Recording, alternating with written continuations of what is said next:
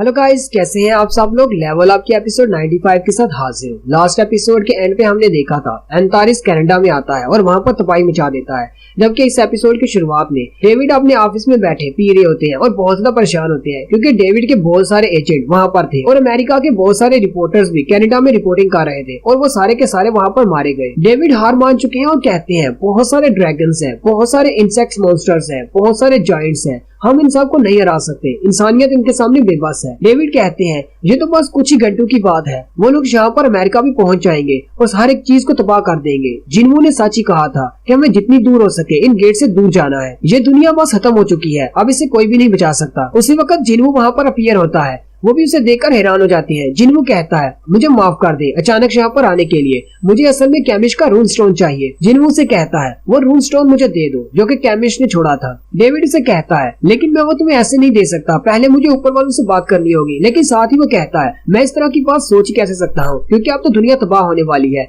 किसी को क्या पड़ी है किसी रून स्टोन से, तुम उसे यूज कर सकते हो, मेरे साथ आओ। मुझे माफ कर देना थोड़ी देर पहले के लिए, मुझे लगता है कि मुझे बहुत ज्यादा चढ़ गई है, चलो मेरे साथ आओ, मैं तुम्हें वो रून स्टोन देता हूँ। डेविड उसे कहता है लेकिन तुम्हें वो रून स्टोन चाहिए क्यों? जिन्हों कहता है क्योंकि मैं काउंटर अटैक करने वाला हूँ। डेविड जिन्हों से कहता है तुमने कहा था कि इन सारे मॉन्स्टर्स को यहाँ पर रूलर्स ने भेजा है, तो इन मॉन्स्टर्स के अंदर से जो डिमोनिक रून स्टोन्स निकलते हैं ये क्या चीजें हैं? जिन्हों कहता है ये रूलर्स की तरफ से हमारे लिए गिफ्ट्स हैं, जब भी हम किसी मॉन्स्टर को मारते हैं तो उसकी बॉडी से इस तरह के रून स्टोन्स निकलते हैं, इनसे हमें एबिलिटीज और पावर्स मिलती है जो कि रूलर्स की होती है। जब हम लोग किसी डिमोनिक बीस्ट को मारते हैं तो उसकी जितनी भी एबिलिटीज और पावर्स होती है वो सारी उसकी बॉडी में मौजूद रून स्टोन के अंदर सील हो जाती है और इंसान इन रून स्टोन्स को अचीव करके अपनी पावर्स को बढ़ा सकता है ताकि वो मॉन्स्टर्स को मार सके। जिन्हों कहता है मुझे आपसे एक और फेवर चाहिए, मैं नॉर्मा सैलर से मिलना चाहता हूँ। नॉर्मा सैलर के पास का नेक्स्ट सीन दिखाया जाता है। नॉर्मा कहती है मुझे नहीं लगा था कि तुम मुझसे दोबारा मिलने के लिए आओगे, और वो भी ऐसी सिचुएशन में जब मैं तुम्हारे लिए बिल्कुल बेकार हूँ। नॉर्मा उसकी तरफ देखती है और कहती है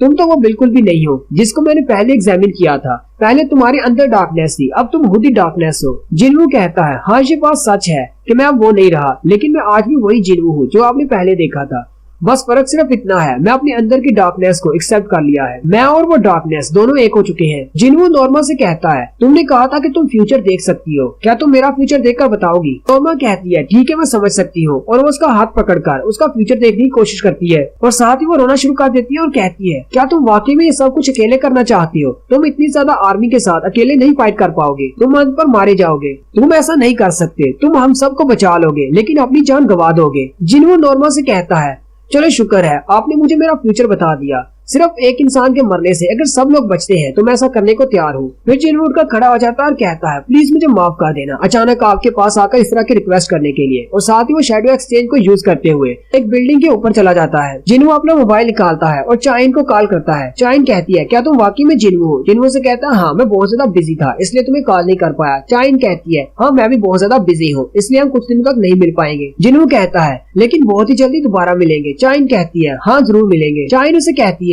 क्या तुम मुझसे वादा कर सकते हो? जिन्हों कहता है कैसा वादा? चाइन कहती है इस फाइट के खत्म होने के बाद तुम मुझसे मिलने के लिए आओगे। जिन्हों कहता है हाँ मैं तुमसे वादा करता हूँ सब कुछ खत्म होने के बाद मैं तुमसे मिलने के लिए जरूर आऊंगा। साथ ही कॉल एंड हो जाती है। चोई जोंग कहते हैं चाइन चलो जल्दी से हमें फाइट के लिए रेडी होना है। वहीं पर पूरे साउथ कोरिया के हंटर्स इकट्ठे होते हैं, सारे लोग फाइट करने के लिए रेडी हैं। न सिर्फ साउथ कोरिया के पर चाइना से हंटर्स आए होते हैं। ल्यूजी गैंग, थॉमस आंद्रे और लिनार्ड बर्नार्ड भी यहाँ पर शामिल है। हजारों की तादाद में ये सारे हंटर्स यहाँ पर साउथ कोरिया में इकट्ठे हुए हैं और यहाँ से जहाज में बैठकर कनाडा जाने वाले हैं। जबकि एंटारिस भी अपनी पावर को रिलीज करता है जो कि पूरी दुनिया घूमते हुए सीधी जिन्हों के पास आती है। वो उसे कहता है मैं यहाँ पर हूँ आ जाओ। एंटारिस उसे कहता है मैं तो अब तक तुम्हारे जैसे लाखों इंसानों को मार चुका हूँ, तुम कितनी देर तक मुझसे छुप कर रहोगे, कब बाहर निकलोगे मुझसे फाइट करने के लिए? जिन्हों से कहता है मैं जल्दी ही तुमसे मिलने के लिए आ रहा हूँ। एंटारिस एक बिल्डिंग के ऊपर खड़ा होता है और सोच रहा होता है ये शैडो मोनार्च बाहर क्यों नहीं निकल रहा, ये मुझसे फाइट करने के लिए क्यों नहीं आ रहा? मेरे पास 10 मिलियन सोल्जर्स की आर्मी है क्योंकि उसके पास सिर्फ 1 मिलियन की आर्मी है। उसे पता है कि वो मुझसे नहीं जीत सकता, लेकिन अभी तक वो छुप के क्यों बैठा हुआ है? लगता है कि वो कुछ प्लान कर रहा है क्योंकि 10 मिलियन के सामने 1 लाख तो कुछ भी नहीं, ये तो एक सुसाइड अटैक होने वाला है। मुझे लगता है कि शैडो मोनार्च कहीं पर छुप कर बैठ गया है। उसी वक्त एक बॉम्ब उसके साथ आकर टकराता है क्योंकि वहाँ पर आर्मी अपने जहाज लेकर आई होती है और उसके ऊपर बॉम्ब गिरा रही होती है। एक पायलट कहता है मैंने उसको डायरेक्टली हिट किया है लेकिन मैं कंफर्म नहीं कर पा रहा कि हमने उसको हरा दिया या नहीं। मुझे लगता है कि हमने उसे मार दिया है, हमने कर दिखाया। लेकिन उसी वक्त उसके सामने एक बड़ी सी आंख नजर आती है। वो पायलट बहुत ज्यादा घबरा जाता है।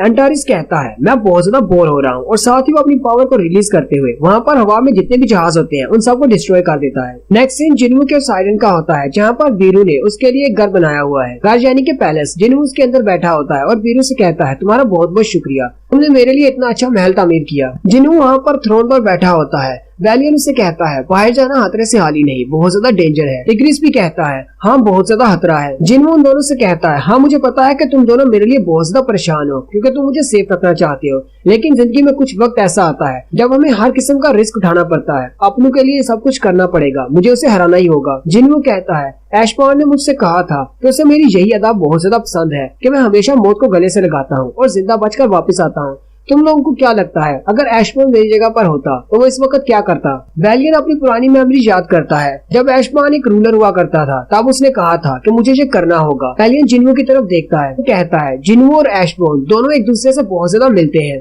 फिर वो तीनों उसके सामने अपने सर झुका देते हैं और कहते हैं जैसा आप कहें हम लोग वैसा ही करेंगे, चाहे इस वार का नतीजा कुछ भी निकले हम आपके साथ रहेंगे एंड तक। जिन्हू उठकर खड़ा हो जाता है और कहता है तुम सब लोगों का शुक्रिया और उनके आगे आगे चल पड़ता है। जिन्हू अपना मोबाइल निकालता है। वैलियन उसे कहता है क्या तुम अपनी फैमिली से कांटेक्ट नहीं करोगे? जिन्हू कहता है नहीं, मैं अपनी फैमिली से कांटेक्ट नहीं करने वाला, अगर मैंने उनकी आवाज सुन ली तो मैं ये नहीं कर पाऊंगा। साथ ही वो अपने मोबाइल को अपने हाथ में ही तोड़ देता है। जिन्हू कहता है चलो चले। नेक्स्ट सीन बैटलफील्ड का दिखाया जाता है जहाँ पर एक पायलट अपना जहाज लेकर जा रहा होता है। एक ड्रैगन उसके पीछे से आता है और उसके एयरक्राफ्ट को अपने मुंह में बाइट करता है। पायलट पैराशूट की मदद से बाहर निकल आता है और नीचे उतर आता है जहाँ पर बहुत सारे जायंट्स फिर रहे होते हैं। वो वहीं पर छुप जाता है, लेकिन जैसे ही वो अपने पीछे की तरफ देखता है तो पीछे एक बहुत बड़ा ड्रैगन होता है। वो बहुत ज्यादा डर जाता है। वहीं उसके हाथ में एक गन होती है। ड्रैगन के ऊपर गोलियां चलाना शुरू कर देता है, लेकिन ड्रैगन की स्किन बहुत ज्यादा हार्ड है, उसको कोई भी असर नहीं होता। लेकिन थोड़ी देर के बाद उस सोल्जर की गोलियां खत्म हो जाती है। वो अपना मुंह खोलता है और उस सोल्जर को खाने लगता है। सोल्जर अपनी आंखें बंद कर लेता है क्योंकि उसका अंत हो गया है, लेकिन उसी वक्त वो अपनी आंखें खोलता है तो सामने वो मॉन्स्टर मरा पड़ा होता है। मुझे देखकर बहुत ज्यादा हैरान हो जाता है। उसके सामने जिन्हू खड़ा होता है। जिन्हू सोल्जर से कहता है जाओ यहाँ से, और वो वहाँ से भाग जाता है। वहीं पर जिन्हू के सामने बहुत सारे दूसरे मॉन्स्टर्स निकल आते हैं। जिन्हू अपने रूलर्स अथॉरिटी मूव को यूज करते हुए उन सबको स्टील कर देता है और फिर बड़ी स्पीड के साथ अपने नाइफ्स को घुमाते हुए उन सबको काट देता है। जिन्हू कहता है हमारी वार स्टार्ट हो चुकी है, चलो फिर स्टार्ट करते हैं।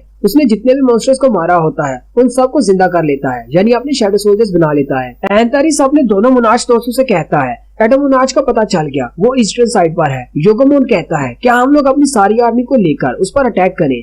आयरन बॉडी कहता है नहीं, मुझे नहीं लगता, क्योंकि जिन्हू वहाँ पर बिल्कुल अकेला है, उसके शैडो सोल्जर्स उसके साथ नहीं है। एंथारिस कहता है तो इसका मतलब वो सारे सोल्जर्स को अकेले मारना चाहता है ताकि उन सबको मारकर अपने शैडो सोल्जर्स बना सके। लेकिन उसकी शैडो आर्मी कहाँ पर है? मुझे लगता है कि वो अपने लिए टाइम इकट्ठा कर रहा है ताकि वो जितने ज्यादा सोल्जर्स इकट्ठा कर सके उतने ज्यादा कर ले। नहीं, आखिर वो प्लान क्या कर रहा है? जिन्हू की शैडो आर्मी में हजारों की तादाद में नए शैडो सोल्जर्स ऐड हो चुके हैं। जितने ज्यादा उसके सोल्जर्स बढ़ते जाते हैं वो उतने ज्यादा नए मॉन्स्टर्स को मारते हैं। जिन्हू उन मरे हुए मॉन्स्टर्स को दोबारा से अपना शैडो सोल्जर बना लेता है, तो उसकी आर्मी में इजाफा होता जा रहा है। जिन्हू ग्राउंड पर तो जितने भी मॉन्स्टर्स होते हैं उन सबको मार रहा होता है, लेकिन वो ऊपर की तरफ देखता है तो ऊपर बहुत सारे ड्रैगन्स उड़ रहे होते हैं। जिन्हू कहता है लगता है कि मोनार्च ऑफ ड्रैगन्स यहाँ पर आ रहा है, लेकिन मुझे कुछ महसूस क्यों नहीं हो रहा। लगता है कि वो यहाँ पर नहीं है, सिर्फ उसकी आर्मी यहाँ पर आई है। जिन्हू कहता है हमारे पास बहुत सारा टाइम है, मोनार्च ऑफ डिस्ट्रक्शन खुद ही यहाँ पर आएगा। अगर वो यहाँ पर नहीं आता तो मेरी आर्मी बढ़ती जाएगी। साथ ही वो अपने पास मरे हुए एक बड़े से जायंट का शैडो सोल्जर बना लेता है। वो शैडो सोल्जर बनने के बाद हवा में उड़ रहे ड्रैगन्स को अपने हाथ से पकड़कर नीचे ले आता है और उनको पटक पटक कर मार देता है। इसी वक्त एक बड़ा सा ड्रैगन आता है और उस जायंट के ऊपर फायर अटैक करता है। वो वाला ड्रैगन बहुत ज्यादा बड़ा और बहुत ज्यादा स्ट्रॉन्ग होता है और वो बोल भी रहा होता है और कहता है तुम जैसे शैडो सोल्जर्स के इतनी हिम्मत नहीं है कि तुम मोनार्च की आर्मी को रोक सको।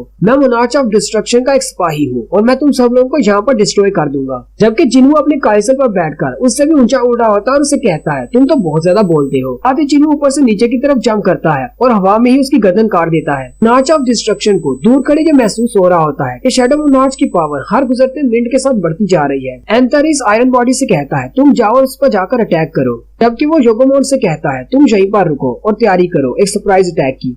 नेक्स्ट सीन एक बैटलफील्ड का दिखाया जाता है जहाँ पर सोल्जर्स अपनी गन्स के साथ मॉन्स्टर्स पर अटैक कर रहे होते हैं। तो वो कहते हैं हमें अटैक करते रहना है, अपनी गोलियां बचाने की जरूरत नहीं, जब तक हंटर्स यहाँ पर पहुँच नहीं जाते हम इन पर अटैक करेंगे। थोड़ी देर के बाद वहाँ पर गुलायत यानी कि थॉमस आंद्रे आ जाता है और कहता है मैंने इनके साथ पहले भी फाइट की है, ये इतने ज्यादा स्ट्रॉन्ग मॉन्स्टर्स नहीं है। वो सारे सोल्जर्स बहुत ज्यादा खुश हो जाते हैं और कहते हैं थॉमस आंद्रे यहाँ पर आ चुका है, अब हम सबको बचा लेगा। थॉमस आंद्रे कहता है ये सारे मॉन्स्टर्स इतने ज्यादा स्ट्रॉन्ग नहीं है, लेकिन इनमें एक मॉन्स्टर है जो बहुत ज्यादा स्ट्रॉन्ग है। मोनार्च ऑफ आयरन बॉडी वहाँ पर आता है और कहता है मैंने तुम्हें पहले भी देखा है, मोनार्च ऑफ बीस्ट के मरने से पहले तुम उसके साथ फाइट कर रहे थे। मैं आयरन बॉडी मोनार्च हूँ, मैं ह्यूमनॉइड मॉन्स्टर्स का किंग हूँ। आयरन बॉडी उसे कहता है मुझे लगता है कि तुम्हें ये बात अच्छी तरह से पता है कि मैं पलक चिपकाने की स्पीड से तुम्हारा गला काट सकता हूँ, लेकिन क्या फिर भी तुम मुझसे फाइट करना चाहोगे? थॉमस उसे कहता है मुझे इस बारे में नहीं पता कि तुम कितने ज्यादा स्ट्रॉन्ग हो, लेकिन मुझे चैलेंजेस पसंद नहीं है। उसी वक्त उसके शैडो में से सारी शैडो आर्मी बाहर निकल आती है, जबकि ग्रैंड मार्शल बैलियन भी निकल आता है और कहता है शायद हजारों साल बाद तुम्हें देख रहा हूँ आयरन बॉडी। और यहीं पर हमारी एपिसोड 95 का एंड होता है।